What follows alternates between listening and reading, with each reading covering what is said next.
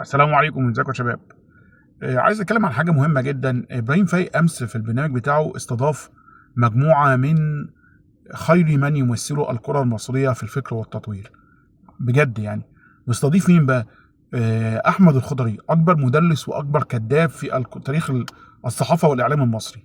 وائل اباني، محمود فتح الله، استاذ ابراهيم المنيسي اللي انا اهلاوي وكل حاجه، بس انا الصراحه لا اتفق معاه في بعض الاراء. كابتن هاني رمزي، مدرب وكل حاجه، بس برضه انا شايفه ما عملش اي تطوير في الكره المصريه. وكابتن طلعت يوسف، مدرب محل عادي.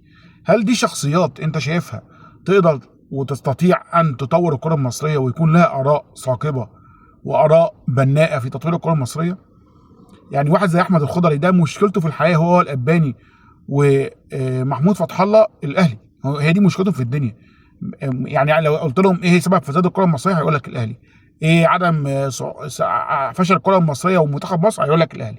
حتى معظم الضيوف اللي بيستضيفها باقي الصحفيين، زي اسلام صادق وخالد الغندور وعلاء اللي اسمه رضا عبد العال ومحمود ابو الدهب، كلها شخصيات ولا ليها لا تفقه في شيء في كره القدم، بجد والله. وخير مثال كابتن حلمي طولان، كان بيطلع مع ابراهيم الفايق في كتير من الحلقات ويقعد ينتقد ده وينتقد ده، وهو ماسك منصب. كان مصيره ايه؟ الفشل الذريع، فشل ذريع في تطوير الكره وفي اللجنه الفنيه المنتخب، في اتحاد الكره. وفي منتخب مصر التاني شفنا الفشل الذريع بتاعه. فالناس دي بتتكلم على الفاضي ومفيش اي فكر ولا اي تطوير، بجد والله.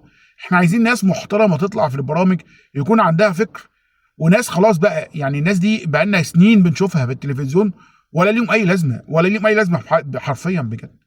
وشكرا والى اللقاء، واتمنى رايكم في الفيديو.